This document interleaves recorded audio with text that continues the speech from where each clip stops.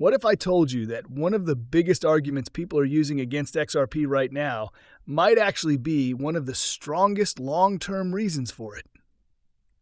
Because in 2025, Ripple sold more XRP than ever before, and headlines immediately exploded. Social media turned bearish overnight. Comment sections filled up with the same question over and over again. How can XRP ever go up if Ripple keeps selling? Some people even went as far as saying XRP is permanently capped, that price appreciation is impossible, and that until Ripple stops selling, nothing meaningful can happen. Hey guys, welcome back to Whiteboard Crypto Update. In today's video, we will talk about XRP. So be sure to stay focused, as you surely don't want to miss out on this. If you are new to the channel, be sure to subscribe to the channel and turn on post notifications by hitting the bell so you never miss any of our uploads. Please remember, this is not a financial advice video. First, let's address the headline itself. Yes, in 2025, Ripple sold a record amount of XRP. That part is true. But what most people don't do is ask why that XRP was sold, where that capital went, and what it produced on the other side. Instead, they stop at the surface level assumption that selling automatically equals weakness. And that's a dangerous assumption in markets, especially in crypto.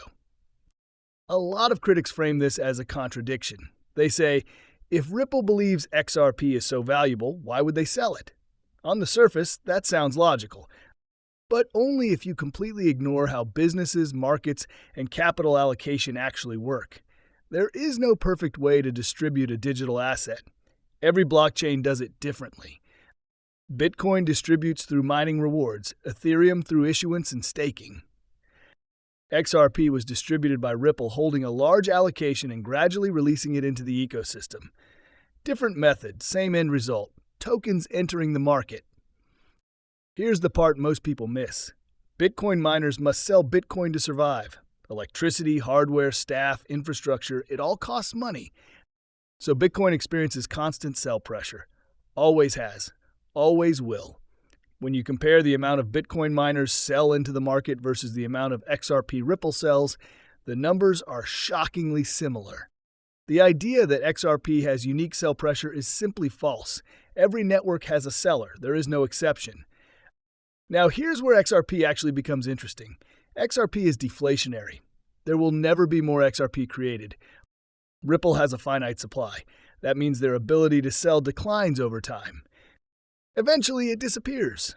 Bitcoin mining pressure, on the other hand, continues indefinitely. This is a structural difference that almost nobody talks about, and it matters a lot over long time horizons. So now we get to the real question, why sell at all? And this is where Ripple's strategy becomes clear. Ripple is not chasing grassroots adoption. They are not betting that millions of retail users buying coffee with XRP will change the world. In fact, they don't believe retail alone can drive mass adoption, and honestly, I agree with them. Crypto is too complex, too technical, too fragmented. Real mass adoption happens when large institutions integrate technology directly into their core operations. Ripple understands that, and instead of marketing hype, they've been buying infrastructure. Using their XRP war chest, Ripple acquired systemically important companies that already sit inside the global financial system. They acquired major digital asset custodians deeply connected to top-tier banks. They acquired treasury and liquidity platforms connected to over 13,000 financial institutions. They acquired payment rails that process a massive portion of institutional B2B flows through stablecoins. These aren't flashy crypto projects. These are plumbing, pipes, rails, the unsexy stuff that actually moves trillions of dollars. Now ask yourself this.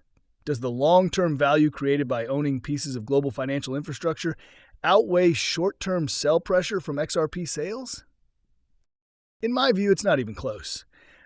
Without XRP sales, Ripple would not have survived the SEC lawsuit. They would not have expanded during bear markets. They would not have acquired these companies.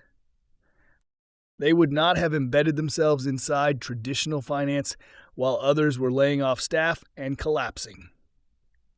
While much of the crypto industry was shrinking, Ripple was hiring, expanding, and quietly positioning itself for the next phase of adoption.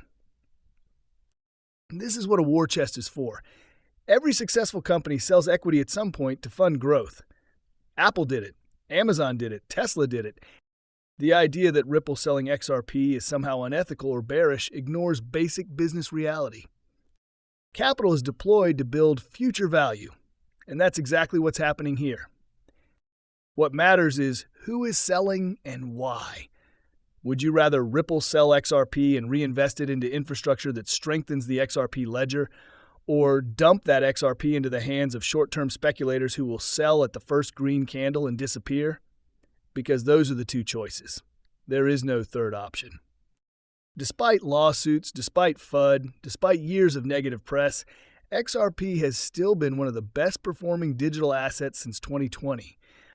Meanwhile, many ecosystems that didn't have centralized sellers are now collapsing under their own token inflation, VC unlocks, and liquidity drains.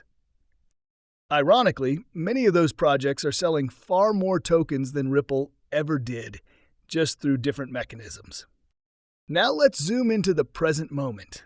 XRP is currently attempting a meaningful bounce. It's testing long-standing resistance after being locked in a downtrend since mid-2025. The $1.80 to $2 region is critical. This area has acted as both support and resistance, and a break above it would signal a structural shift. These kinds of trends don't last forever. They exhaust themselves. At the same time, Bitcoin dominance is showing signs of rolling over from a long-term uptrend. Historically, that shift precedes capital rotating into altcoins, and XRP, fundamentally speaking, is sitting at extreme capitulation levels. Sentiment is low. Confidence is shaken. That's usually what the end looks like, not the beginning. Markets love to punish belief right before they reverse, and assets with strong fundamentals don't stay disconnected from reality forever. Eventually, price reconnects with utility, adoption, and infrastructure. XRP is closer to that moment now than it's been in a long time. So when people say Ripple selling XRP is a fatal flaw, I see something else entirely. I see a company converting a digital asset into ownership of global financial rails. I see short-term discomfort being exchanged for long-term positioning.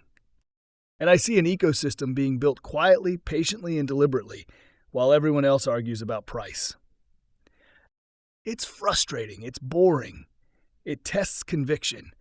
But historically, this is exactly what the final stretch before a major shift feels like. Well, guys, that's all we have for you today. What are your thoughts on XRP? Get involved and let us know in the comments down below. If you guys like this video, then be sure to give this video a big thumbs up. Thank you for watching, and we will see you again in the next video. Goodbye.